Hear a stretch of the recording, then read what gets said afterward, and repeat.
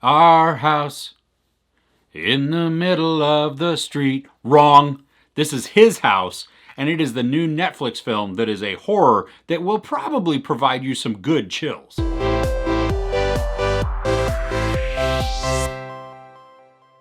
A couple escapes civil war and genocide in South Sudan and finds that their new home in a small English town has an evil that could be lurking below it. As I said, this is a chilling horror thriller, and a lot of the visuals really did give me those chills and those goosebumps as I was watching. This may not be to your typical horror because there are different levels to what's going on. I mean, yes, there's still just the whole possible evil that is within the house, and that's causing some just terror within us and the people in the house. But then there's also the backstory of the couple and the oppression and the fear and everything that they had to deal with moving forward to escape from their homeland. I think what really makes this work as a horror is not only just the possible supernatural elements within there, but then it is everything that the couple themselves have to go through or have to check off on this list of things to do in order to maintain their refugee status. They're given a small stipend. They have to meet with somebody every week.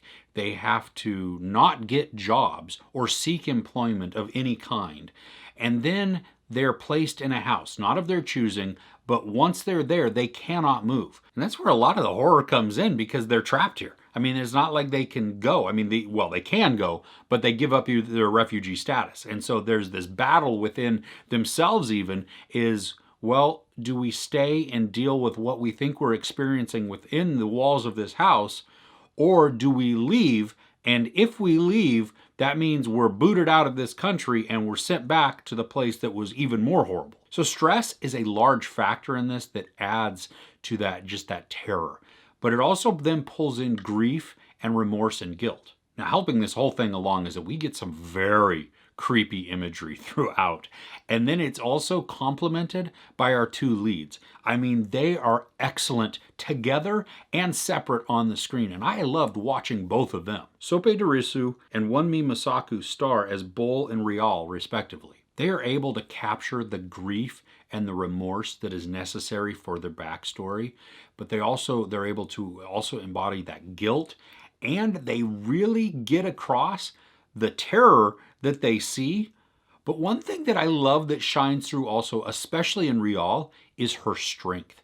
I mean, this woman has stared down death in her home country, and now when faced with it or faced with just unimaginable terrors of a different kind, she may not buckle as easily. The setting uses light and shadow in a really good way to create this atmosphere that just feels oppressive, but also very spooky at times. Now, some of the story sometimes is a little hard to follow because we get flashbacks, and those make sense. I mean, it's filling in backstory of our characters and helping to build the overall narrative and why maybe they're feeling certain things that they're feeling now because of past events. But other times, it's hard to tell, are we seeing visions? Are we seeing reality, or is this a dream or some nightmare or even another flashback? Because sometimes it morphs in between all of those possibilities, and it does begin to be a little bit hard to follow at certain moments. In addition to the light and the shadow that they use in the setting to create just that sense of spookiness, you have this crumbling council estate where the couple is placed. And just all around them, it's decrepit. It's run down a little bit. It's not some place that is happy and cheery. So it already has this sense of just foreboding of, oof, not really sure I want to live here. But they're also very thankful that they have a place to live. And I love how there's reiteration several times about how big this house is for them. And other people who are citizens already mention, well, that's a bigger house than I have. Well, bigger is not always better. And even though it might be bigger than what some other people have, this house is still really small. And so it adds to a claustrophobic feeling. I mean, it just, like I've said before, oppressive. You just feel trapped in there. You feel cramped. The walls and even the condition of the home when the couple gets there just sets you off on the right foot. I mean, not in the right way. I mean, it's the wrong foot, really.